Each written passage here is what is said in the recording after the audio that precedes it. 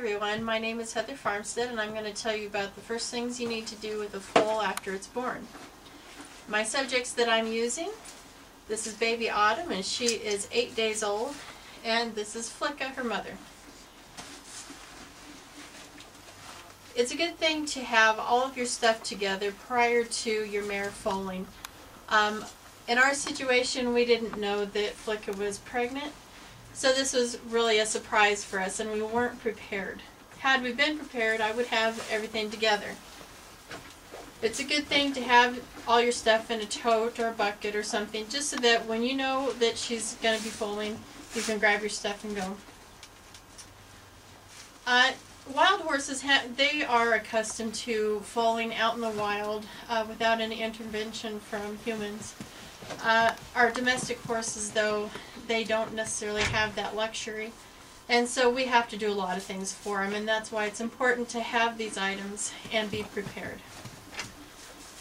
When your mare foals, one of the first things that you want to do is collect the placenta and put it in a bag for the vet to take a peek at it afterwards.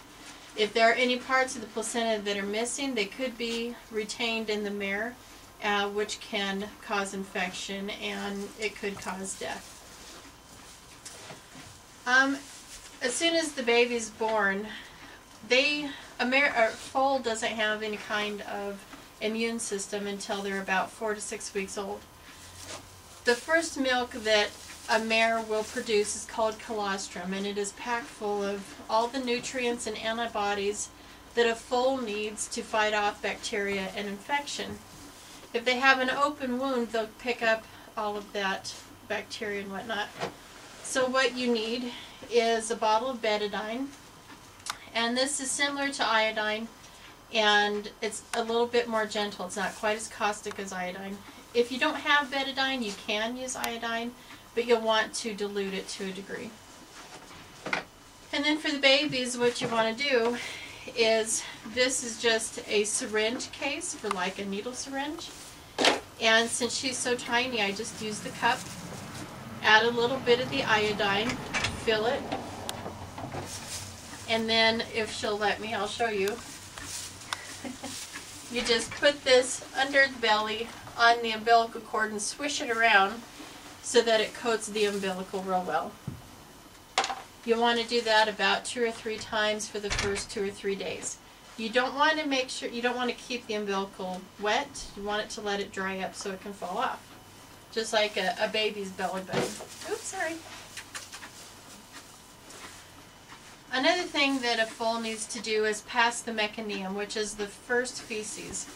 And it has all of the old gunk from when they were in the womb. And just like the placenta in the mare, it's very important that they pass this within the first couple of hours. You'll know that they passed it because it's a very dark black tar type feces. If they aren't passing it, you can buy just a regular child's enema from the store, and you'll want to warm it, to a nice comfortable temperature, and use this. And usually one time will work, but if you need to, you can use it 2 or 3 times to make sure that they pass all of the meconium. Another thing that you'll want to give the mare afterwards is Banamine. And for a mare about this big, she's around 200 pounds, you want to give her about 5 cc's of this.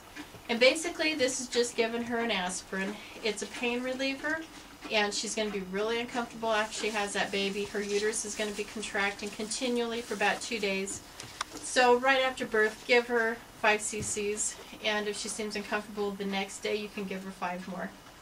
One thing about miniature horses is they cannot have bute, which is another kind of pain reliever. Bute will kill them almost immediately. And then finally, you want to give them a probiotic paste. This is for cattle, but it works well for horses too. And it's something that you can't OD on, so you can give them the whole tube and it won't hurt them. They only need about 5 cc's though. What this does is it puts a beneficial bacteria into their gut. A horse, unlike cattle or sheep, only has one stomach. and they depend on that bacteria in order to process and digest their food. So, other things you want to keep on hand would be rubber gloves, a thermometer. Make sure you have your vet's phone number, those types of things. So in summary, after your mare foals, you want to be sure that you gather the placenta, doctor the umbilical on the foal, give her some Banamine to help ease the pain, give her an enema, the baby an enema if he needs, if he's having trouble passing the first feces, and the probiotic paste.